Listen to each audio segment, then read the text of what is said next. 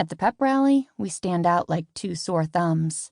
I grab Jadis's hand and we stare at the wooden bleachers filled to the brim. Because we're late, there's no room except for the front.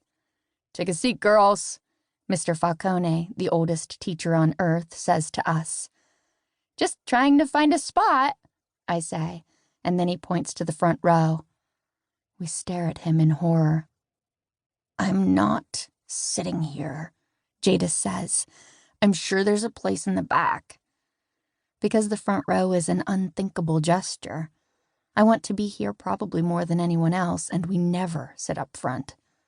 It's way easier sitting on the last bleacher against that cold wall because there, no one looks at you. Up there, you have a vantage point. You can see everyone below. You get the best view of the cheer stunts from up top. I can watch their moves with my mouth agape.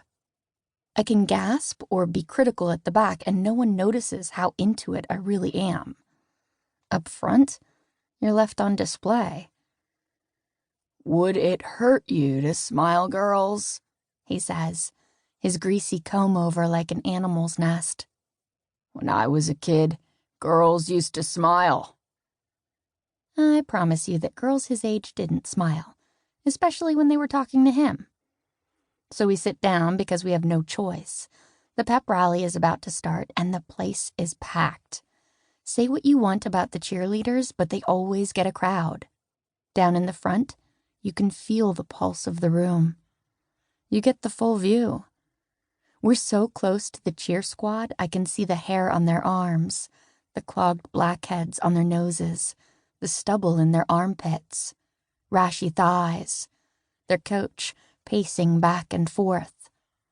All those cheer championship banners from 20 years ago filling the gym walls like ghosts.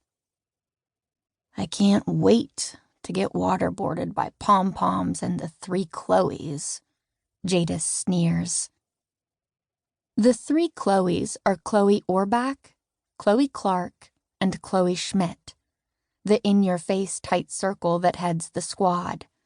They're all juniors like me and Jadis. Their uniform tops cropped a little shorter than everyone else's, their tight cheerleader stomachs and glossed lips glinting under the gym's dingy lights.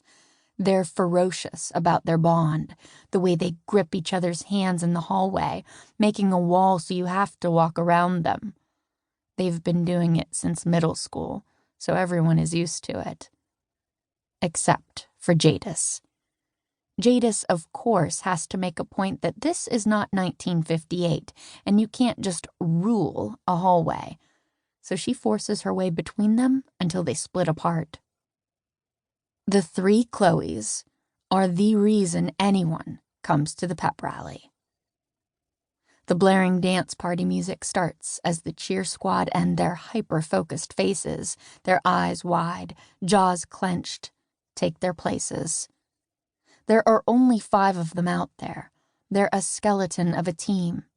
The 3 Chloes and 2 seniors, Gretchen Paley and Kiki Achebi. There's a desperation. No giggling on the side.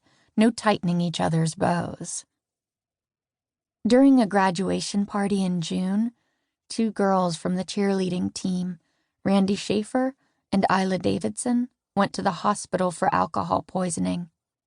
The year before that, 1 girl broke her collarbone trying to do a stunt. Another girl needed knee surgery.